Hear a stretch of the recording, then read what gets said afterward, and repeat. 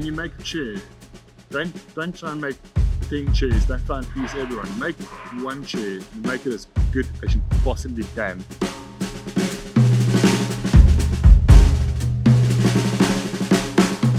No one's just a labourer here, they're all process engineers.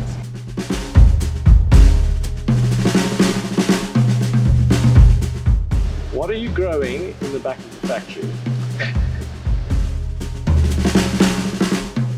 Mushrooms are growing on this. And is it possible to grow furniture instead of machining it? How does that work?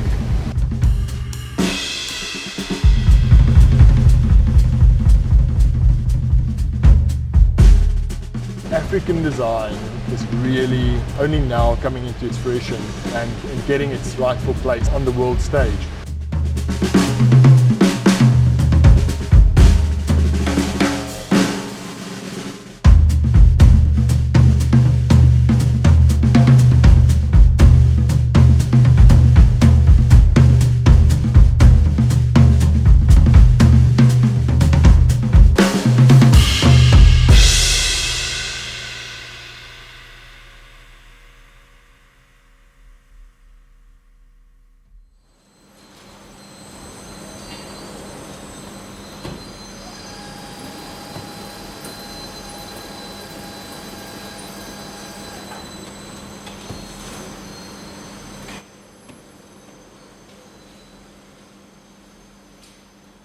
Philip.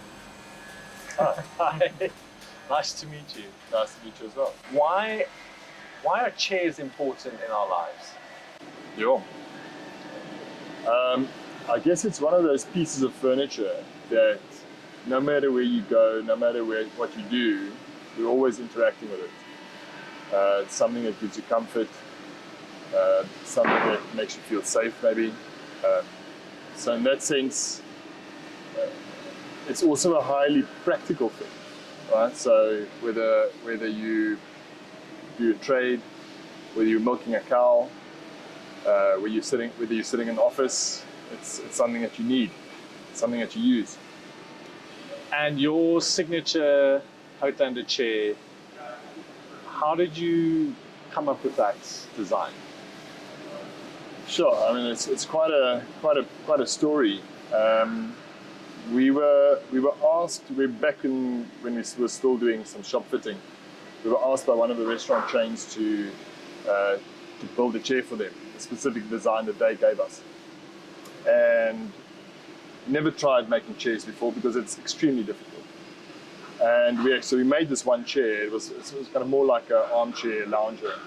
And we made this chair, and we realized how awesome it is. Having not had any training in design, or kind of formal education around design, more coming out of a manufacturing aspect, it was eye-opening to see what the value of design actually is, and how people arrive at a certain point.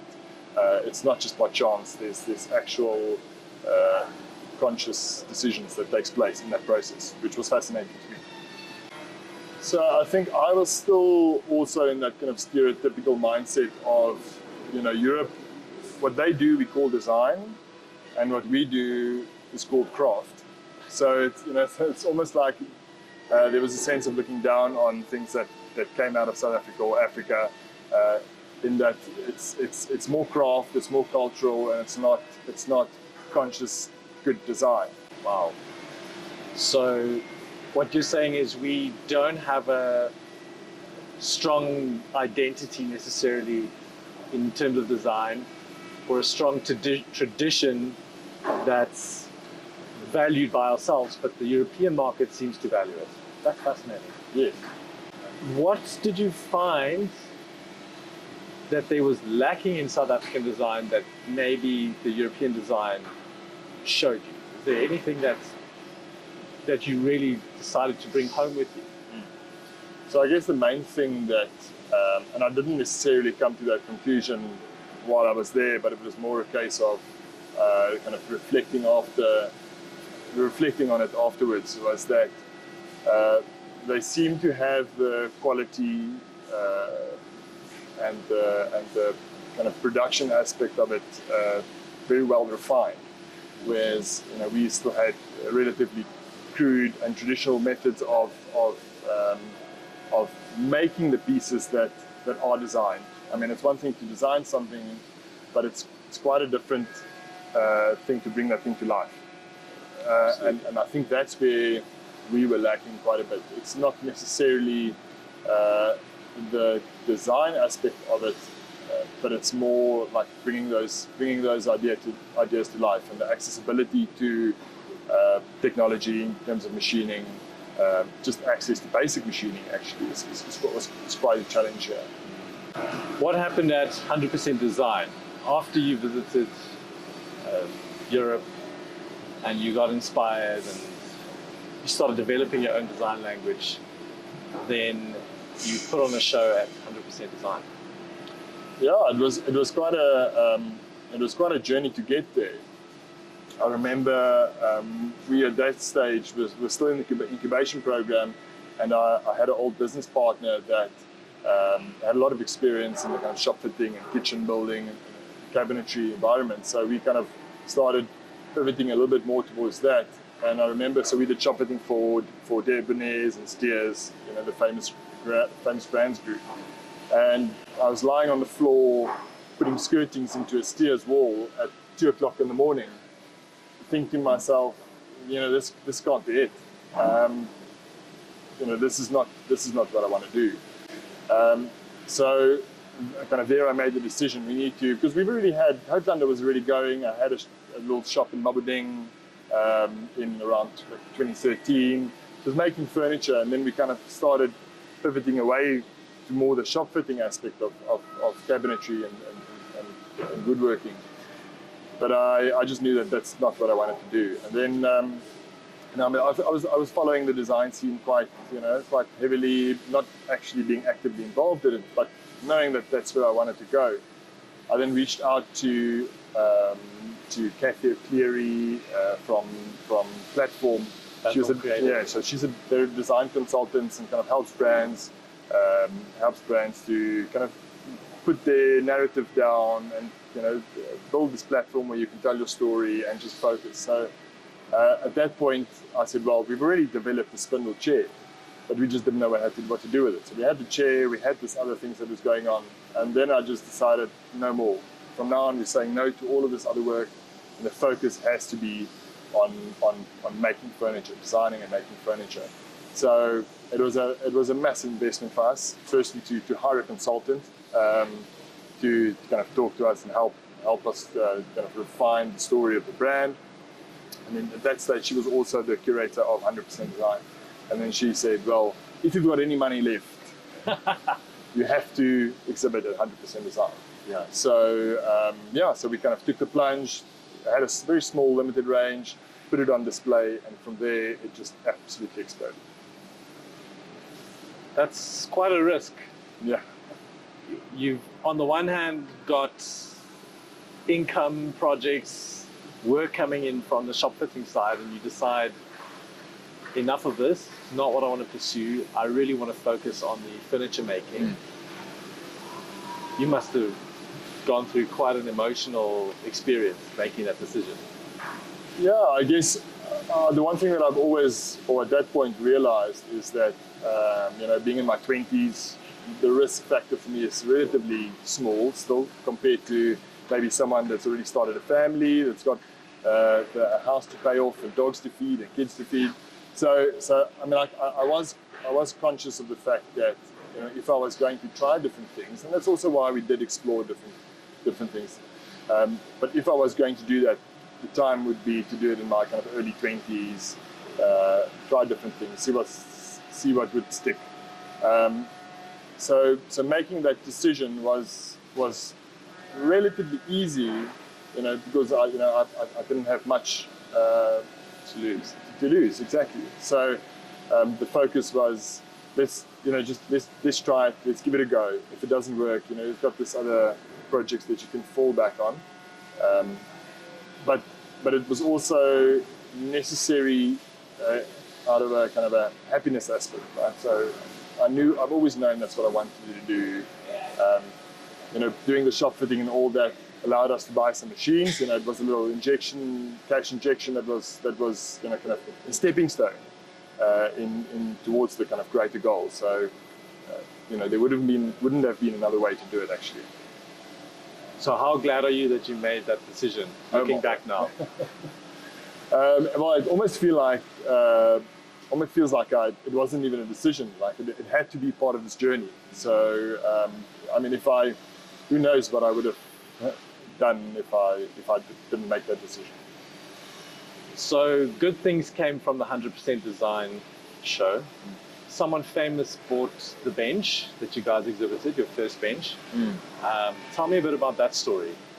Yeah, so Kathy Clear was also curating a stand on the 100% Design show, and it was called We Are Joburg. So there were some of the designers that was on there were people that I've admired for years. It was, you know, the likes of David Crano, Tabisa Mjo from Ashti. It was I think Tonic had some work on the stand. There were Gregor Jenkins. So there was a lot of like big names that was a part of this little exhibition within the exhibition, and she also asked us to do something. And then we actually we worked on a piece for an office. It was kind of a booth seating arrangement, and we decided, well, let's turn this booth into a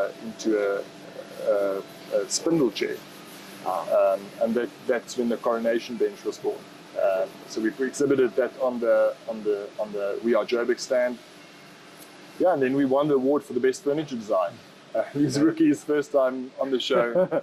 Yeah, won the award, and it just got amazing publicity, put us on the map, and yeah, like you said, someone quite famous and with really good design taste. Karen Ruiz bought the bench. You know, she's from Babylonstoren, and yeah, so we've got two benches, beautiful benches, standing in Babylonstoren, and we've also got two in the Newton Somerset in the UK, which is also their estate there. So absolutely lovely to have those pieces there. So are the benches in Babel, the restaurant, or are they more so it's in the entrance, in the foyer of the farm. So as you walk into the front counter of the farm, the two benches are standing there. So and the same with the estate in the UK. There's a beautiful studio drift light, which are these Dutch designers, which do amazing work, and it's hanging right above our benches. So that's kind of also an awesome moment to feel like you're in the presence of other kind of world-class designers. I want to come back to world-class design in a moment, but I first wanted to ask you, who is Gregor Jenkins, and what is his relationship with Houtlander? Yeah, so he's a designer that works primarily in steel, or almost only in steel, but although he's got some wooden pieces. He comes from Johannesburg as well, but he's based in Cape Town at the moment. And he's done this beautiful steel tables and steel chairs and furniture that has received some international recognition. He was selling in the Conran shop in the UK, galleries around the world exhibited his work. So he was kind of one of the first contemporary furniture designers that kind of received international attention that I know of. He was at that point, when we did that 100% Design show in 2017, he was the featured designer of the show. So he had a lovely exhibition there, and as he was walking around through the hall, he stopped at the Houtlander stand and really kind of just admired it. Did he buy everything? So he went, I want that, I want that, I want that, I want that. Wow. And that also kind of, when a lot of the kind of people in the industry heard about that, especially like the busy people and the editorial people who heard that Gregor Jenkins actually wants our furniture, I think it also just puts some more spotlight on our, on what we were doing. So he bought a bunch of our furniture, which was a great kind of nod in the fact that we're doing something right. I think so. That to be in the presence of other good designers, to have your work associated with them, really does elevate your brand and what you're doing. Did you study design? No. No. Didn't study I'm so design at all. surprised. Yeah. No, I studied business management. Okay. But I've always, like I said, I've always had this kind of love for woodworking, and I definitely always knew that I was going to start my own business, at least try. I just fortuitous, I guess, that my hobby then became my career. Amazing. You are a closet furniture designer, or a designer that's evolved out of doing, you know. Who are some of your major influences then that you draw inspiration from when it comes to design? So I guess now that you mentioned Gregor, he was one of the first people that gave me really good advice. So he told me that I should, because we had a very limited range. We had only 2 chairs, a table, a side table, things like that. And he told me, don't rush into design. Don't rush into the process of wanting to just create and create and create. And then he used kind of an anecdote from his own life. He said, this table that I've designed, put my whole family, put my children through school, pays for my house, pays for my life, pays for, for the food I eat. But his approach was, I'm going to make this table. I'm not going to make 50 or even 3 different styles at once. I've got this one table, and I'm going to make the best table that I can possibly make.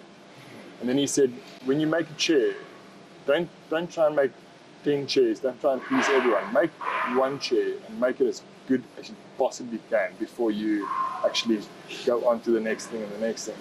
Because I think it's a big trap that a lot of South African designer makers fall into, is that they've got this huge catalogue, and it's kind of driven by demand, right? So all the interior designers and the interior architects are, I don't think there are that many places that they can go to have furniture made and produced. So a lot of the times they kind of lean on the designers, the designer makers that have access to their own kind of production facilities to make different things. And in some way, those items always become a part of your catalogue.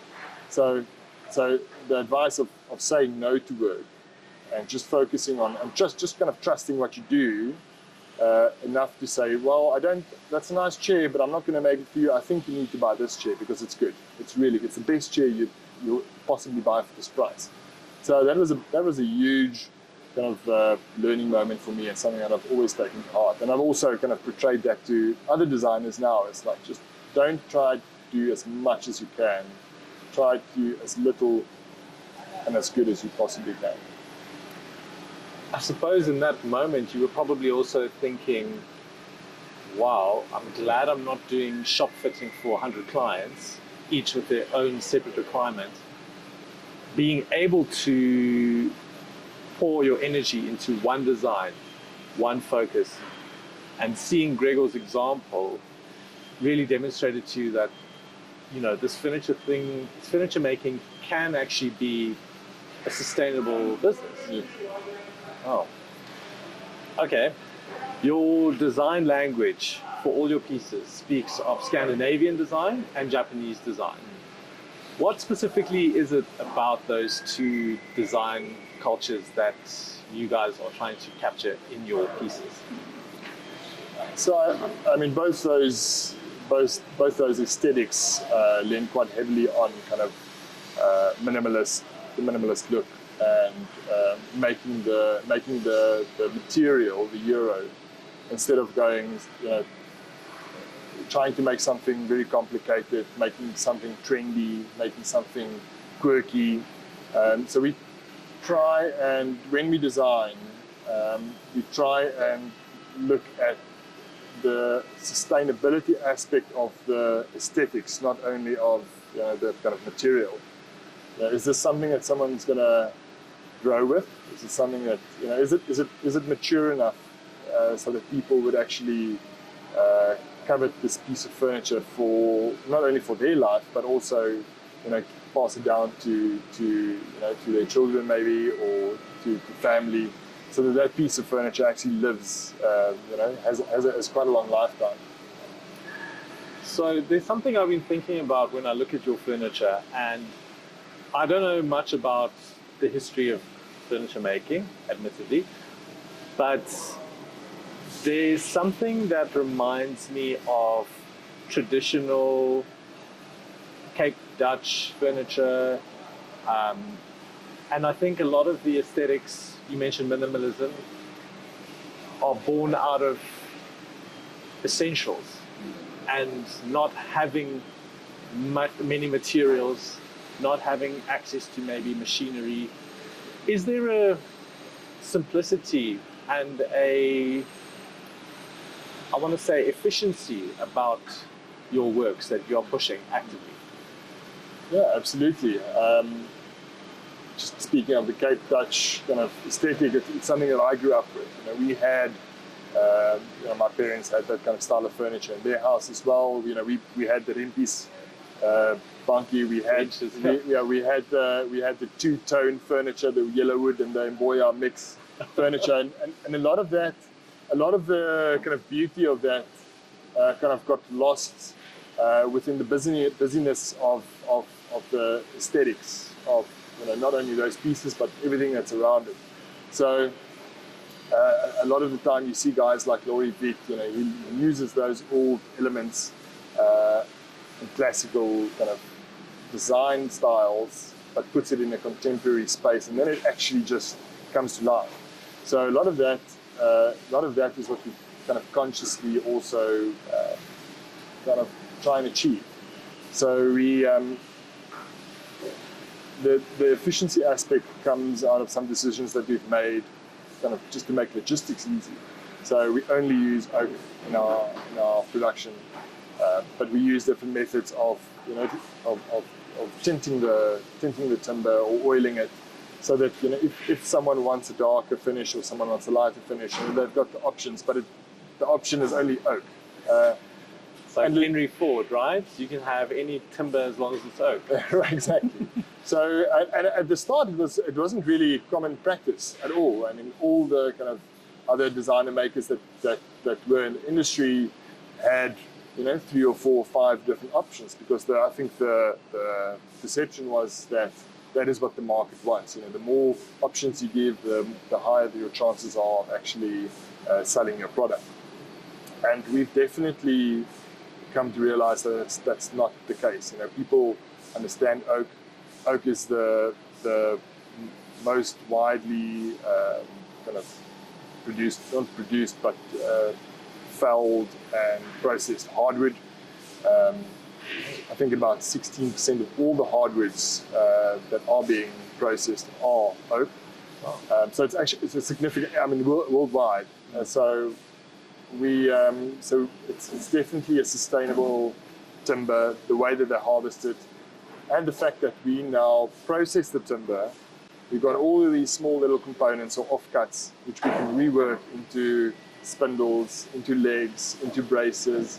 So you really get our material yield up quite high compared to what the norm in the industry would have been. So yeah, we get to use as much as possible of the resource that we buy. And your customers clearly like oak. There seems to be quite a wide demand for oak furniture. Yeah. And so you mentioned that at the time when you guys were starting, you were the only or one of the few oak furniture makers. Yeah. And so the market has grown with you, I guess. Yes. So I mean, I guess there were more people that used oak, but definitely not as a kind of a single option. Guys had oak, they've got ash, walnut. So there are a lot of these. Kiart is a widely used timber in South Africa, especially, and people just kind of shied away from that. I think a lot of the time it's because of the varnishes and the finishes that was applied to oak. If you put a linseed based varnish on oak, it goes that yellow or that red color, which a lot of us kind of grew up with and kind of learned to dislike. That glossy look, yellowy look. Yeah. So, which is not necessarily the color of oak. it does. I mean, it does change color over time, and it goes this lovely caramel kind of brown color as it ages. So the lovely thing is with the water-based sealers that we've got access to now, that's only come kind of onto the market in the last 10 years or so. You know, it keeps that color nice and pale, keeps it light. You know, and it looks contemporary, right? Exactly. I mean, that's what I think you after, like a modern look. And people understand oak. Everyone knows oak. You know, they use it in winemaking and whiskey making. So there's a people. It's one of the few timbers that people would actually recognize. You know, not knowing timber at all, you will probably, that would be one of your first guesses. Like maybe it's oak, and a lot of the times people are correct. So there is understanding in the market of oak, its value, its strength. So that was kind of one of the decisions we made in using oak. Speaking of value, the oak price has gone through the roof. Yes. Why is that? So apparently it's because of the wine and whiskey industry. So especially white oak. So there's a lot of different species of oak, but they are classified normally in red oak or white oak. And it's actually because of the colors of the leaves. In autumn, it's not necessarily the color of the oak, although oak has got a red oak has got a pinkish sheen to it, or color to it. So white oak is used for making barrels and for wine production and whiskey production. And they are obviously the biggest consumer of oak in the world. So, more than furniture. More than furniture, yeah. So, and they get the absolute best. You know, you can't age wine in a barrel, you know, for 12 years, and you open it up, and all the wine has disappeared. So they get the absolute supreme grade of oak, of white oak. So they're a massive consumer of oak in the market, and that kind of also drives the prices up. Unbelievable. So you can get red oak in a much better grade than you can get white oak for the same price. No way. Because you can't use red oak for winemaking because it's got open capillary cells that run through the timber. So it's effectively like a big straw. So if you were to put wine or whiskey in that barrel made from red oak, it will all just seep out. Whereas white oak, you know, the cells are filled with lignin and things. So yeah, it keeps it tight. That's fascinating. Two different types of oak. I would think oak is oak. Wow, that is so interesting. Okay, so you talk about crafted, considered, and timeless. Those are your three pillars, I think you call them. Yes. And so, what does that mean? Crafted, considered, timeless. Crafted speaks about the fact that there's a lot of hands touching the timber. You know, it's you know, we always say we try and make, whether you make one chair or 100 chairs, you want to give all of them the same attention. So there's a love for woodworking, there's a love for craft, and that kind of translates into the furniture that we make. Not only kind of pushing the boundary of design, but pushing the boundary of the craft and improving the craft and being part of the kind of evolution of woodworking is important to us. Brilliant. But okay, then on the other hand, I also read that you guys say without the imperfections. Okay, Yeah. So I'm very curious about that because I've always thought that with handmade furniture, it's a good thing to have imperfections. I'm realizing now that timber imperfections are bad. You don't want a product that has some imperfections in the wood itself because it needs to last a long time, as long as possible. But what is the relationship between handmade and imperfections, and where's the line? Because if someone makes a small mistake or maybe does a step in the process in their own way compared to what someone else might do, how do you distinguish between an imperfection and, oh, that's just someone's hand touching the piece? Yeah. So I guess that's part of the design ethos as well. The aesthetic ethos is we want to approach making a chair in the way a luxury brand would approach making a bag, Hermes, or a watchmaker would make a watch. There's certain things that the fact that it's flawless and perfect, that's actually a lot of the value is in that. So there's a lot of brands, there's a lot of craft, there's a lot of handmade things that is appreciated for that fact that you can see it's handmade, that you see it's that it's made by a human. And that doesn't make it more or less valuable. That's just the aesthetic, and that's just the kind of the design of that aspect. But what we try and achieve is to say, listen, we can make European quality furniture that is, and nothing is ever flawless, but it is as close to perfect as you can buy, and it's made in South Africa.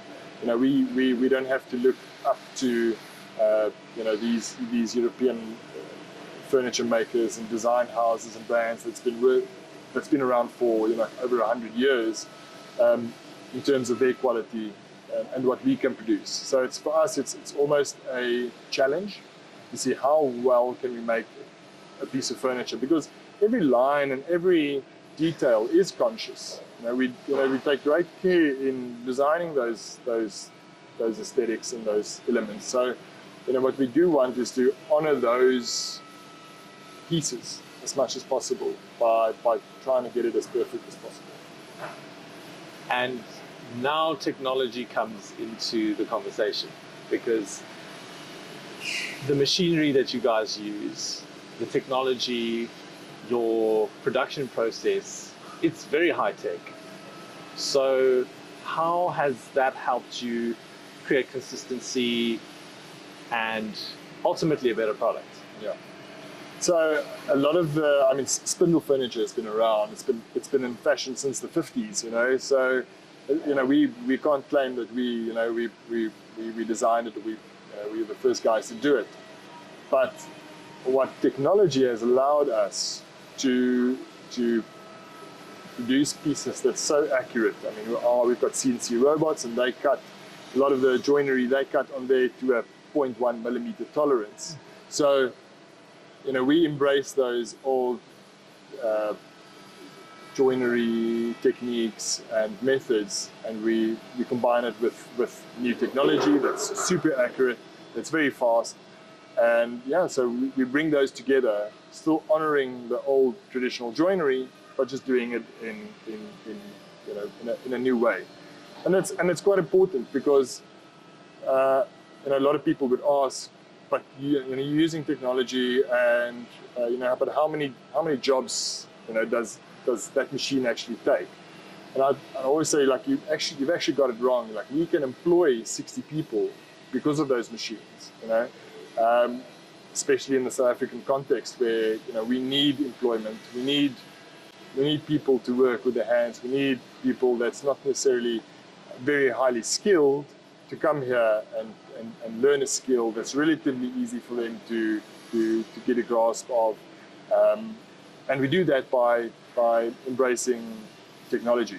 I want to talk about your collectible furniture for a moment. So I have them in order. You started with the Coronation Bench, which I believe the name comes from the form of it. It looks like a crown. That's right. And for me, that bench represented togetherness. You said it was more like about a meeting space. Yes. Then you created Chaste, which I interpreted as a bench with different hierarchy. So for me, that bench was more outward looking, and still about bringing people together, but also about different postures. And I saw something quite beautiful that you said, that someone can be lying with their head in someone else's lap on that bench. So I thought that was quite a unique thing I've never seen before. Then you made Interdependence 2, and that bench is based on a love courting bench, courting seat, traditional courting seat. So you have this interaction with two people facing different directions, but still in that intimate space together. Then you made Preservation Bench, which is it's supposed to symbolize a sapling growing, a tree, let's call it a tree. And for me, I found that that gave a sense of shelter and protection. And the latest one is the woven Tlabisa bench, where you collaborated with Mash Tea. And that bench for me celebrates craft, local tradition, and maybe an African future for Houtlander. So, how many benches can you make? And where do these ideas come from? Yeah, so a lot of the reason for making the pieces of the collectible pieces are kind of a challenge to see what can you do with it with a chair. So the spindleback diner that we produced, a very basic, very traditional chair.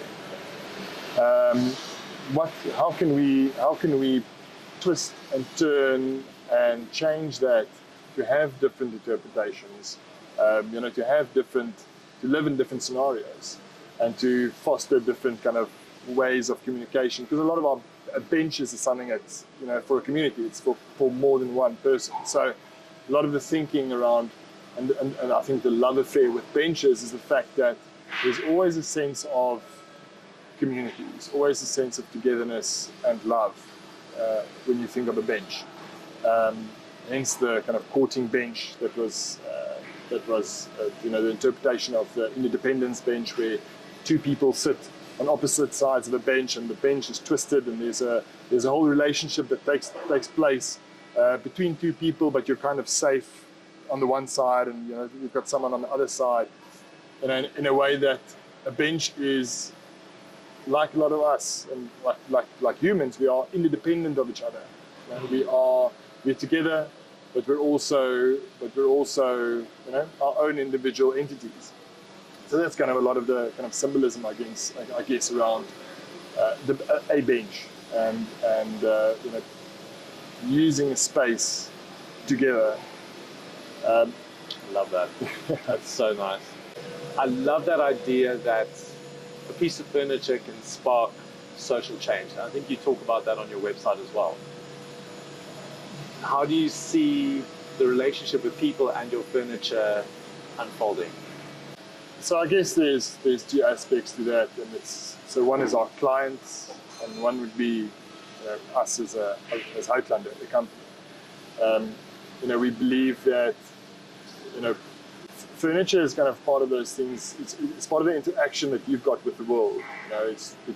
It's the way that you relax. It's the way that you work. It's the way that you interact with family. You sit around the dining table.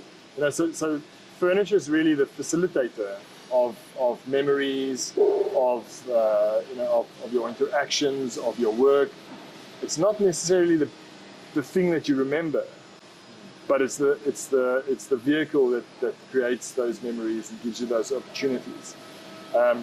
So you've recently done a collaboration with Thabisa Mjo for Dolce & Gabbana. What is it like working with someone who's, I suppose, more of a conceptual designer, more involved in the art world, and trying to incorporate these high-level concepts into a piece of furniture and still make it practical and, I suppose, resemble a chair? It doesn't have to be a chair or look like a chair to be a chair, but how do you marry all these ideas? Yeah, so the fascinating thing about working with Thabisa was that, we technically didn't collaborate on her. We just produced the items for her. So we help a little bit with the engineering and bringing those ideas to life. But the valuable thing for me was learning more about a different culture, learning more from a different designer, the way that they think, the way that they the reasoning behind their design. What that has also done for us is push our kind of limitations on what we can do and push our boundaries and explore different techniques, explore different methods, explore different materials. So the value for us in that was really more about learning and like being curious and understanding the reasoning behind other designers' work. What did the international market think about the final product? Yeah, I mean, it had some great reviews.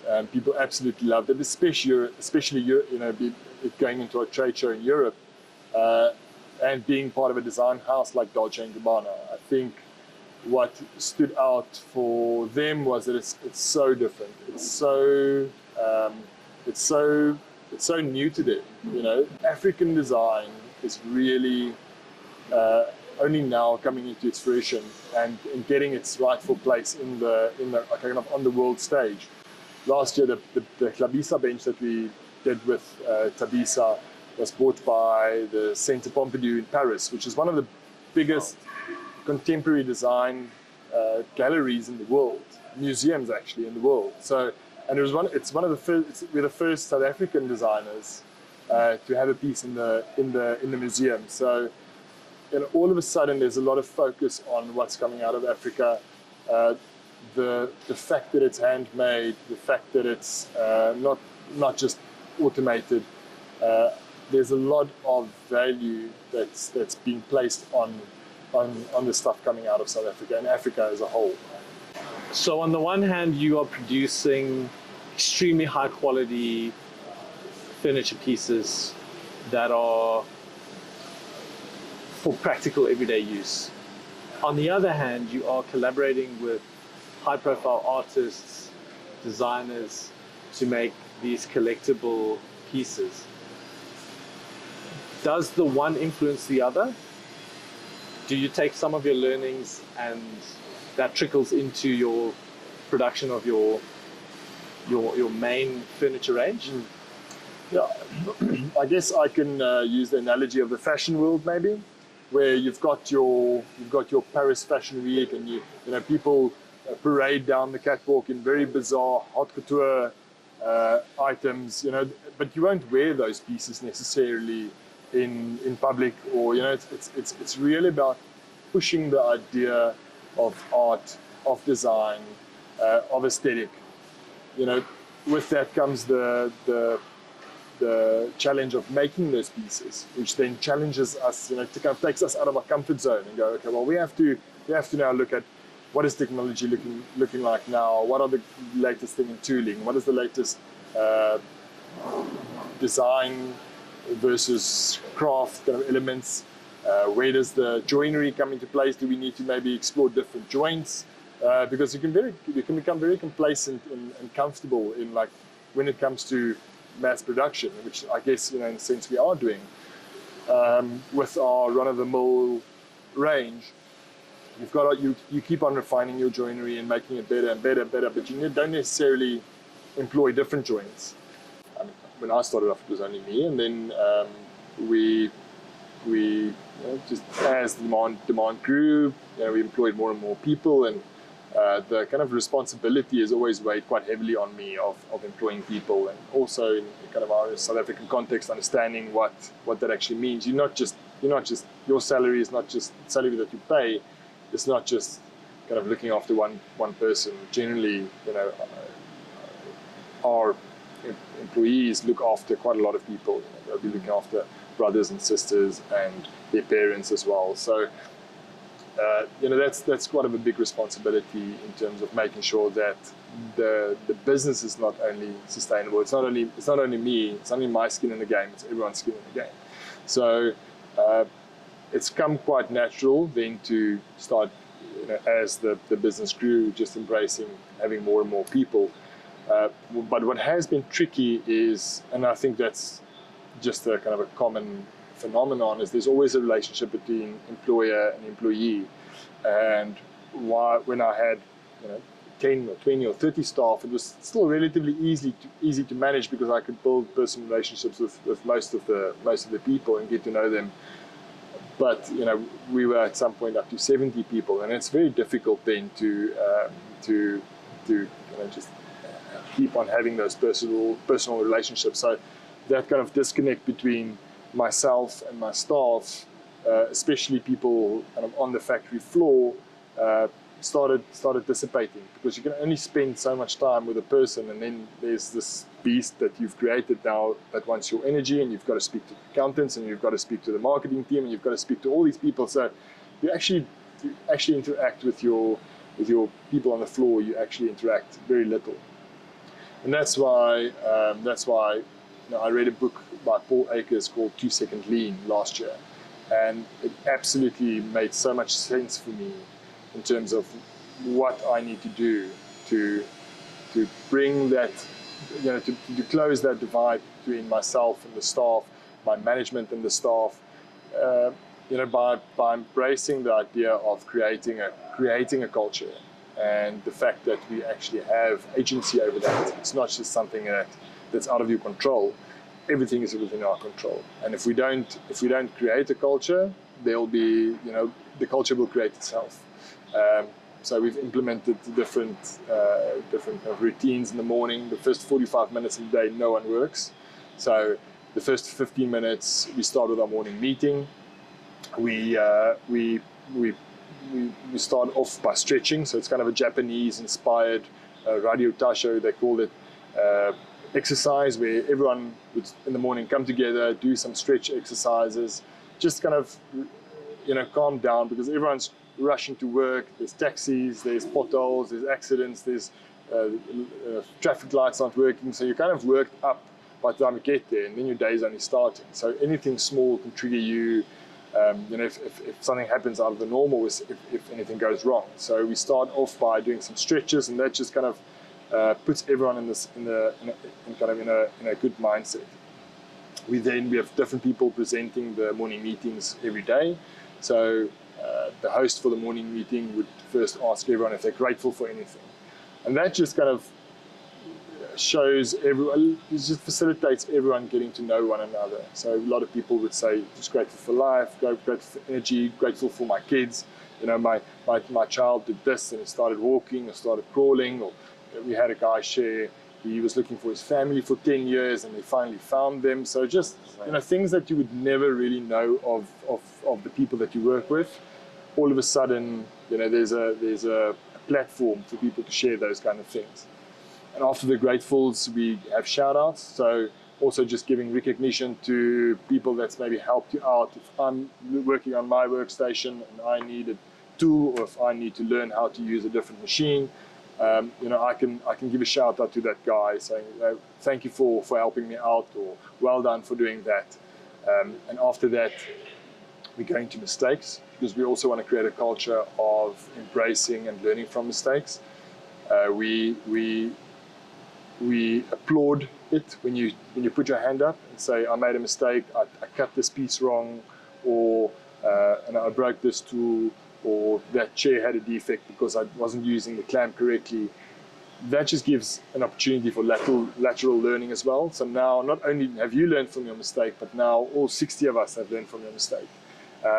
And the beautiful thing that comes out as well is people don't just tell us what mistakes they've made, but they also already think of the solution, already think of the way that they're going to fix it. So okay, so that mistake is my mistake.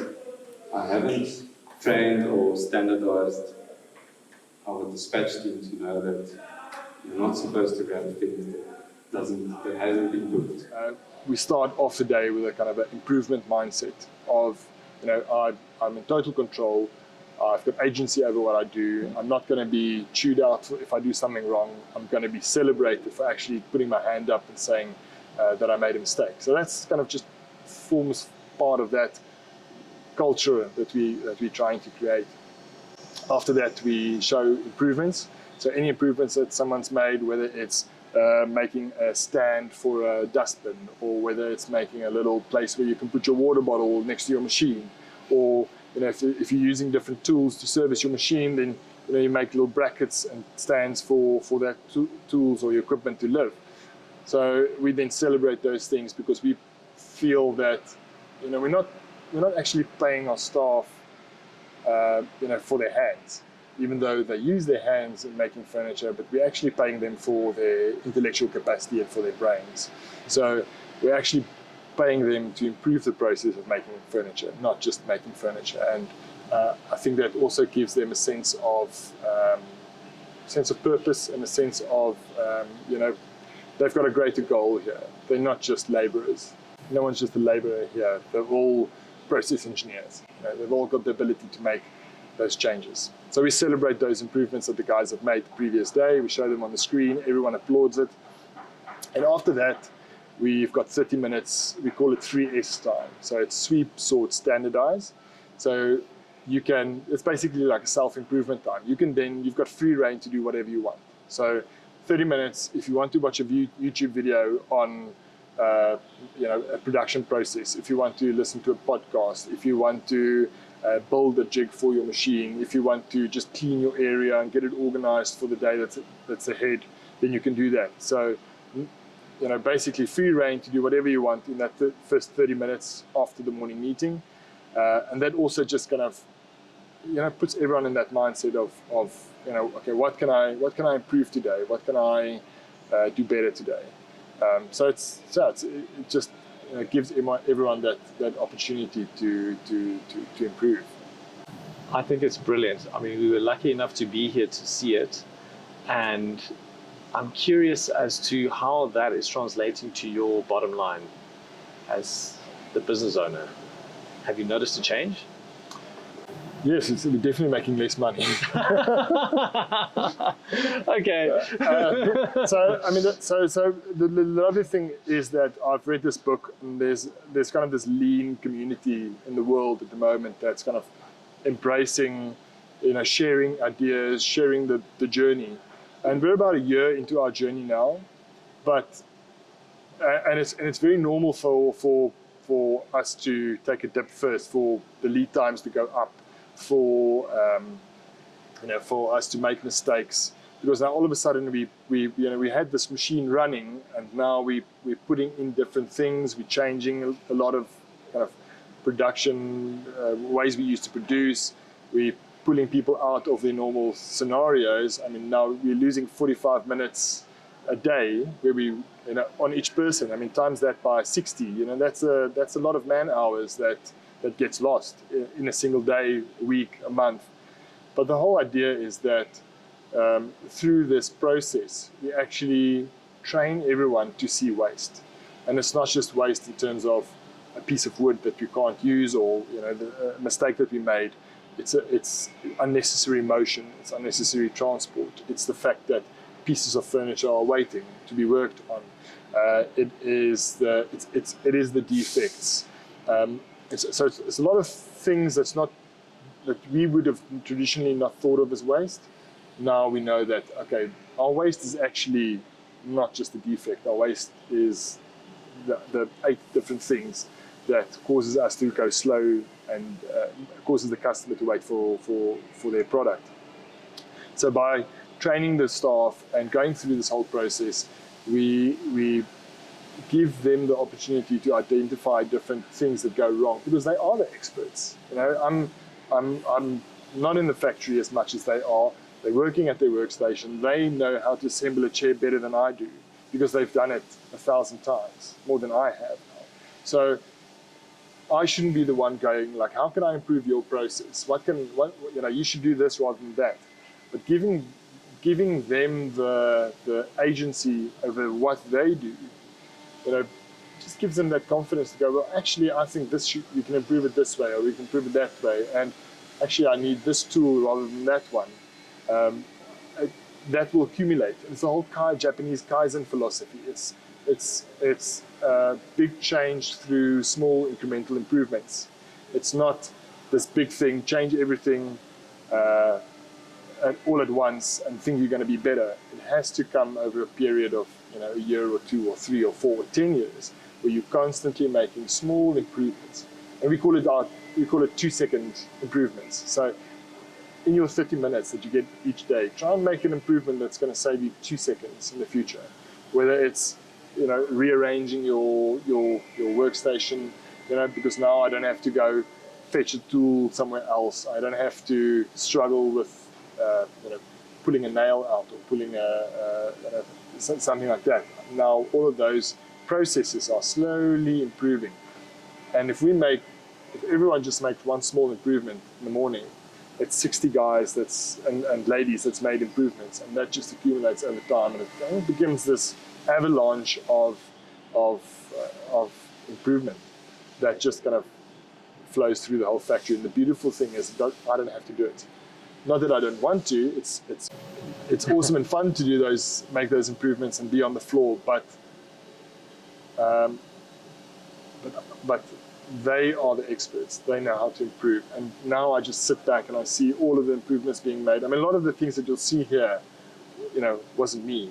It was actually the people in the factory, getting ideas, sharing ideas, and making these improvements themselves.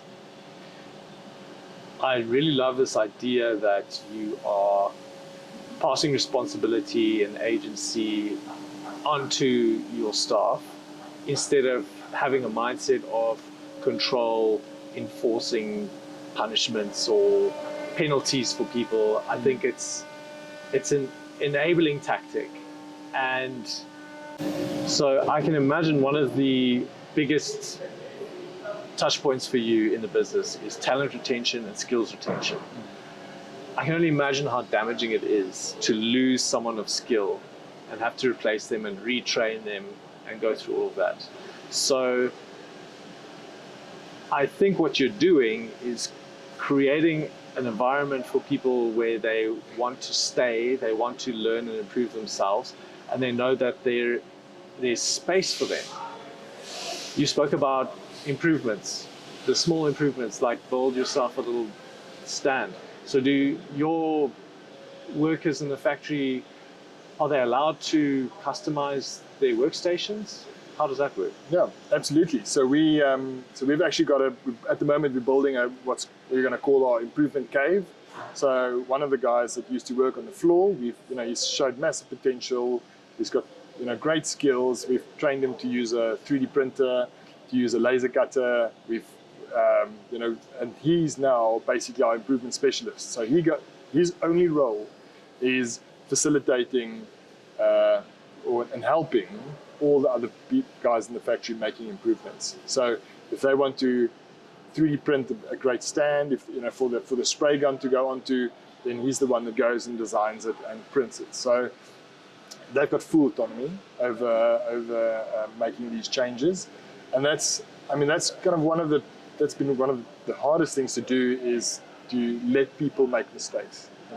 Because sometimes you think, well, I've got access to a lot more information than they necessarily have. I look at catalogs of machines, and I follow all these guys on Instagram or on social media that've got these beautiful factories, and you see these things, but they don't necessarily have the same exposure that I do. I visit other factories, and so I've got this idea in my head of what it needs to be, but I need to let them also, make these changes, make mistakes, make improvements, and nothing's going to be perfect the first time. It's always going to evolve into something that gets better and better over time. And I always tell my staff is, I want you guys to be so skilled that you can walk into any other factory, any other environment, that you can start your own businesses. Like, I would love nothing more for all 60 of the staff members to not be here in 5 years, but have their own businesses. But so that just gives me an opportunity to get more people in and train them. But I also want Houtlander to be such an awesome place, such a brilliant environment, that you don't want to leave. So you've got the ability and you've got the skill to go anywhere in the world or anywhere in the country and find another job or start something by yourself, but you don't want to go because it's too awesome to be here. So that's kind of the way that we approach it.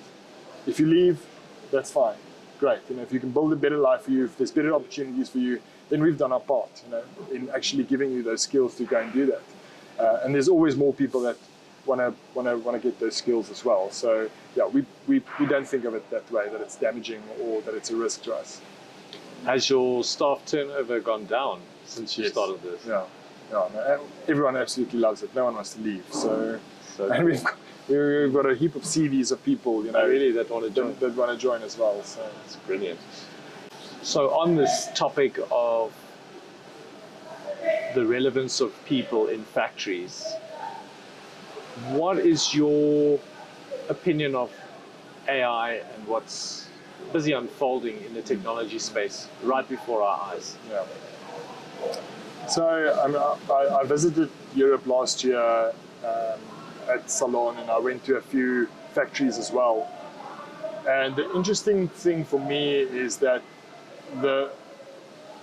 we're actually I think we're in a really good position. Countries like Europe and the States, kind of the developed world where everyone has work. There's not a lot of unemployment. People are getting high salaries. That's kind of the reason why we build these things. We build automation, we build AI, because labor is expensive and labor is troublesome. And it's almost a way for people to employ less people. We've seen that in Europe, where a factory of 60 people does 10 times the amount of output that we do, even though we've got the same amount of staff, but they've got robotic sprayers, they've got robotic everything, automation, nothing gets moved around by a person, it's all robots, and kind of machine learning and all that. Whereas I think we're at such an awesome space where we've got people, we've got millions of people looking for work. Our labor is relatively low because the cost of living in South Africa is relatively low, and we've got access to this technology. So we're at this point where we've got labor, but we've also got the technology, and we're at that world where we can bring those two together. Whereas in Europe, they don't necessarily have that. I mean, they don't have young people, so they have to build these machines. They have to build the automation, the AI, to actually make sure that the economies don't collapse. We, on the other hand, have got access to the same machines, to the same AI, to the same productivity tools that they have, but we've also got the people. So I think it's a really interesting thing for me. I think it's going to help the kind of predicament that South Africa is in terms of a lot of unskilled labor that's looking for work, and assisting them to become skilled, or having the skills and the machines, but having the hands and the labor there to facilitate manufacturing. And you're not worried about the spillover once these AI systems are developed and maybe a competitor, a young startup, implements them? Does that not threaten your business? I guess in some way it does, but in the other way, like, you've got to embrace a threat. You've got to embrace a challenge. You've got to embrace criticism, because that's the only way that you actually grow. So if it wasn't for that, we would have very easily become complacent and not improve. So yeah, it's part of improving. It's part of growing, and it's part of making sure that you're still relevant, no matter how much the world changes. There's a really nice video on your website, which I think is called The Story of a Bench, and it shows almost a design evolution of a simple bench twisting and contorting and evolving into all your designer collection pieces. And I couldn't help but make the connection between the way that bench has a life of its own and the potential of an AI or a type of design technology that could imagine an unlimited number of bench designs. Is that something you guys have looked at? So so it's called The Story of a Chair, and I kind of touched on it. I touched on it quite briefly. It was exactly that, like a humble chair. It's got so much potential. It can be all these different things. It can take all these different shapes, and it kind of grows. It's part of the story of Houtlander as well. We change and we evolve and we We have different iterations of things that we understand and know. Technology will definitely help us in terms of seeing different options. Will it always make sense? I don't know. Will it be able to design better than we do? I don't know. But it's something you can't ignore. We can't be arrogant about our skills and what we can do. But it'll definitely, I'm sure, if that video has to go on for the next 10 years, it'll probably have quite a big impact on what that chair, the story of that chair, what it will look like in 10 years. What are you growing in the back of the factory? So a big question has always been, what do we do with all of our waste, our sawdust, our wood waste? Because we produce a lot of it, probably a few tons a week. We fill 6 to 12 of these big wheelie bins of sawdust every single day, and it's such a valuable resource. We ship this, it grows in the United States, it grows there for 300-400 years, that tree grows there.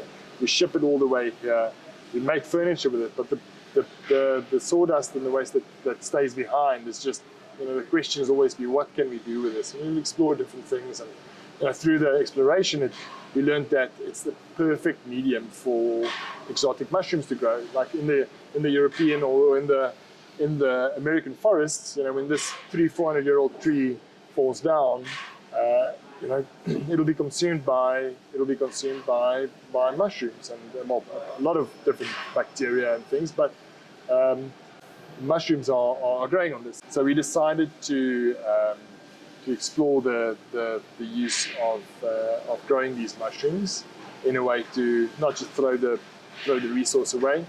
So we invested in a mushroom production plant. So at the moment we've got a whole facility that's dedicated to growing food out of our waste. Six grow rooms. Wow. We've got 2 labs there.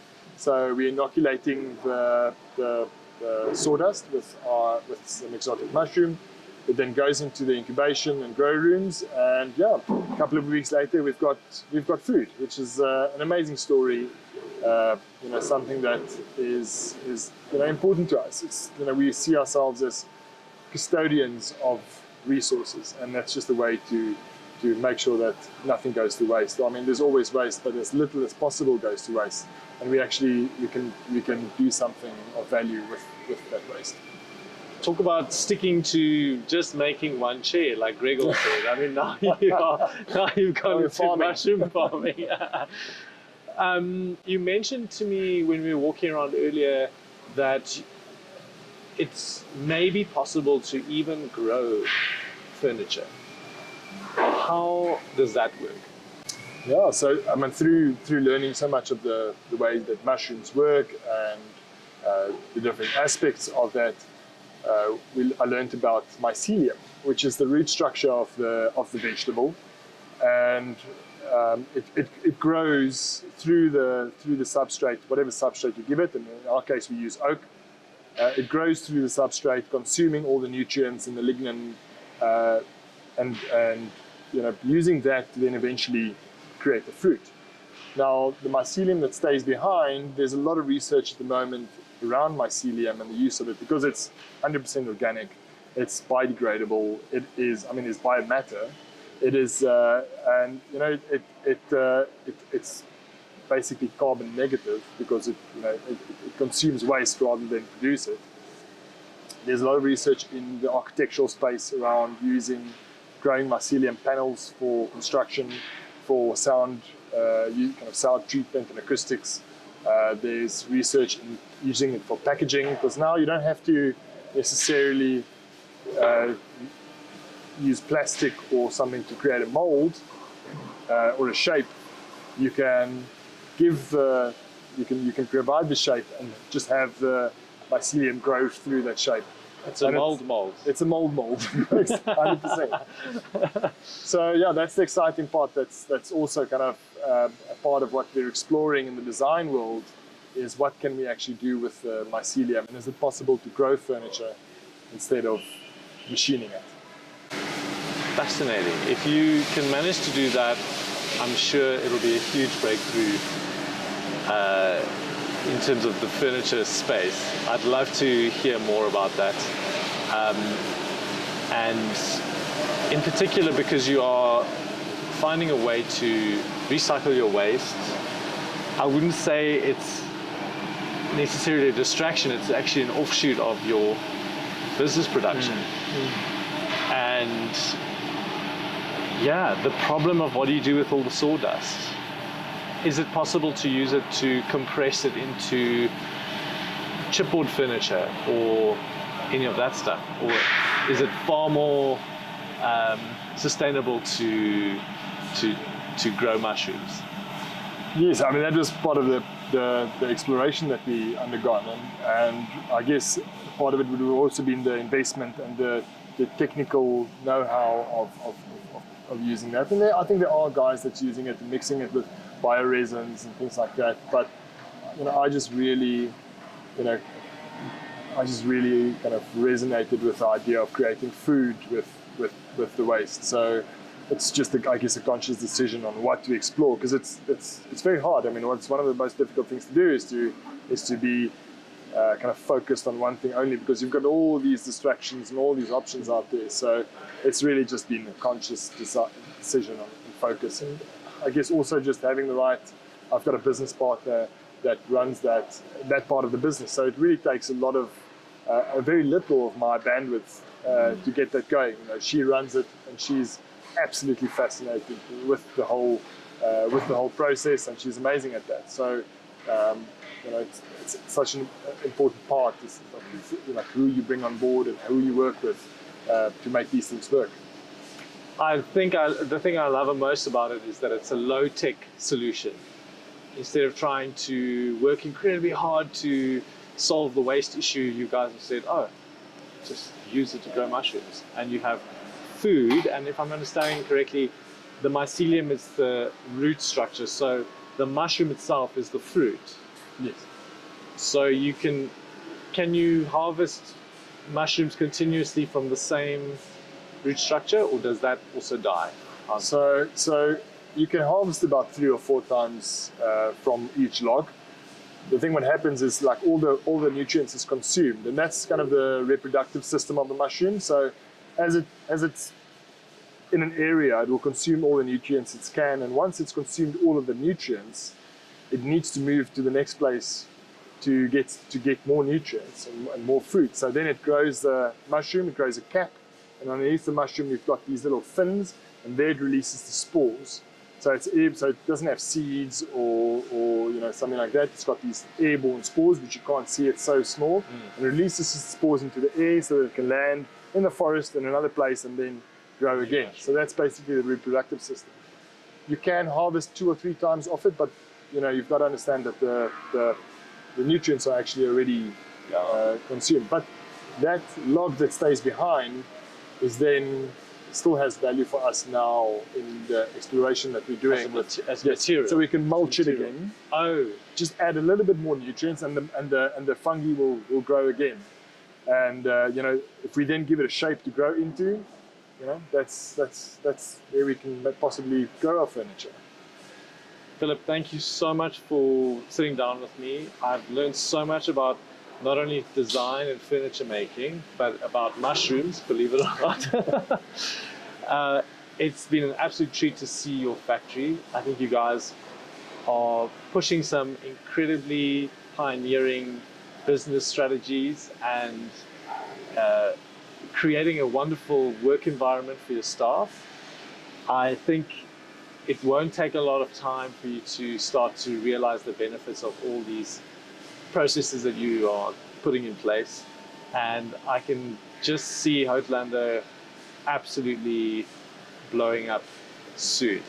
I would love to be a part of the collectible series, and I'm fascinated to see who you get on. I can't wait to see who you get on next to do a collaboration or a project with.